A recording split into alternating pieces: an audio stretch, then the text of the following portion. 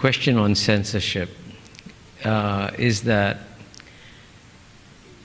it tries to sort of say, more or less, excuse me, that in the West we have no censorship, that's white. China, which has censorship, is black, okay? And I would say that in most societies are shades of gray. You have no formal censorship in Western societies. Believe me, you have informal censorship, right? And in the United States today, by the way, it goes down to political correctness.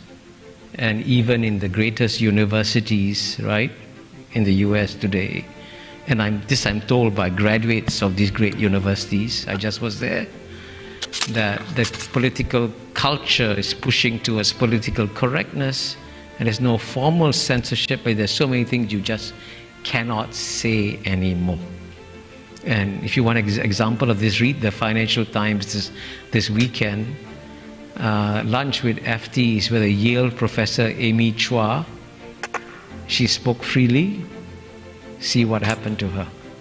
That's also censorship, okay?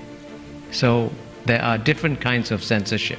There are the blatant kind of censorship you can see, and the not so blatant kind. So the only point I want to tell you about Chinese society is this, which is, I think this is the one reality that almost nobody can understand. We are sorry to interrupt you, but before we move on to the next point, we noticed that a lot of you are returning viewers who have not subscribed. If you've enjoyed our content, subscribing would mean the world to us. It's a small click for you, but it makes a huge difference for us. Thank you for your support. Which is that most of the Chinese people have never been happier. You know, it's amazing. You have to live there to see it. And in my book, I cite one of America's greatest strategic thinkers, George Kennan. And he says at the end of the day, the outcome of the contest between the United States and Soviet Union, the old Cold War, would depend on which society enjoys greater spiritual vitality. Where are the people happier, especially the bottom 50%? And today, this is a reality that you just find it difficult to accept, but it is real. The bottom 50% in America are about to vote Trump back in 2024. Trump is coming back, right? The danger of Trump coming back is so real, and I can tell you that shows you what a difficult, divided, dysfunctional society the United States has become, that they can vote Trump back. That's unhappiness surfacing. In China, by contrast, the people till today are still amazed at how much their lives have improved and are happy with the situation that they have down there. Which is why, to be honest, with apologies to you, I reacted very strongly to the word repression, because the Chinese people actually understand and appreciate how much they have advanced. And the Chinese actually now, the people actually, and this is something that I met someone who was here a few days ago, who speaks Chinese fluently, has been there recently. And he said in China there used to be a natural awe and respect for the West, which was good. But that awe and respect for the West is diminishing as they see what is happening in Western societies, especially the United States, and they see what's happening in China. So I want you all to understand that don't use black and white categories to understand China and the West. Understand the strengths of the West, the weaknesses of the West, understand the strengths of China, weaknesses of China, and then make a comparison. Don't do black and white comparisons. Because, Professor Mahbubani, you basically said on a platform of the media program of Konrad Adenauer Foundation that censorship helps to keep the population happy, which is quite a statement for the media program of Konrad Adenauer Foundation. And I would argue against that. I don't believe that. I believe that censorship is maybe in order for a majority of the people, but if you think about the minorities, if you think about the Uyghurs, if you think about the Me Too activists, they suffer from censorship. That's the one side. The other side is that censorship also prevents a very important function of the media, which is to help accountability, to make sure that the government is accountable. So my question to you is, if you say the censorship is fine, where does accountability come from for the Chinese government, for Xi Jinping and his government? Because at least I believe that this is a very important mechanism in a country, that there's accountability for the government. Maybe you don't think that's true, but I'm really interested in your perspective on that. You know, one thing I love about the English language is its precision. So when I said that censorship has not prevented the Chinese people from becoming happy, it doesn't mean that censorship has made the Chinese people happy.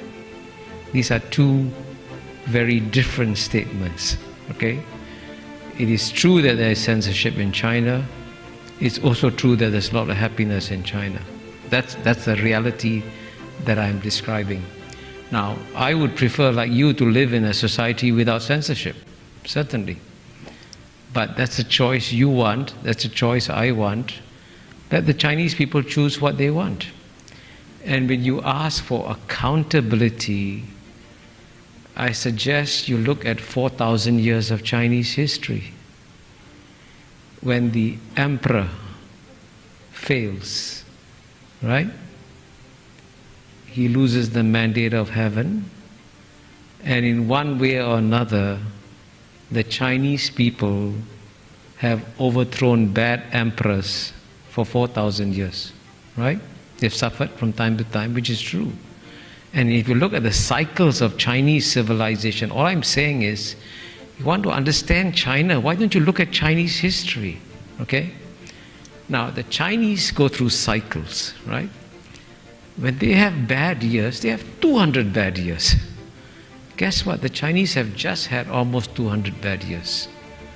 Now the Chinese are beginning 200 good years, of which 40 years have just happened. And whether or not there's censorship or no censorship, another 160 good years are coming. That's the reality. I'm not saying I approve of it. I'm saying censorship is not going to make a difference, right? Because the Chinese have evolved their own social and political contract. You may not like it, I may not like it, but they seem to like it. And I want to emphasize a key point. It's a bit arrogant for Westerners to tell the Chinese people, we know better than you do what is good for you. And in this book, I cite an American ambassador, Chas Freeman. He says, we in the West don't understand that China suffers a ratio of people to arable land which is among the tightest in the world. If the United States had the same ratio of people to arable land as China does, United States wouldn't have 330 million people. United States would have 4 billion people. And Chas Freeman says, if we in America, if we had 4 billion people, we would accept far more controls and restrictions than we do today, because when you're crowded, living together, you accept a social contract which is much tighter and more disciplined than Americans will accept. So I'm not suggesting we should become like the Chinese. I agree with Stefan, right? We should look after ourselves. We should create our own societies. China is not asking us to transform ourselves. All that China is saying is, our society is good for ourselves, you keep your society, and we'll live and work with each other. I think that's a perfectly reasonable statement. What do you guys think? Do you believe the West engages in censorship to a degree comparable to China? Please leave your comment below. We would love to hear from you. Thank you for making it this far. If you like this video, you might want to share it with a like-minded friend. Thank you, and as always, stay blessed.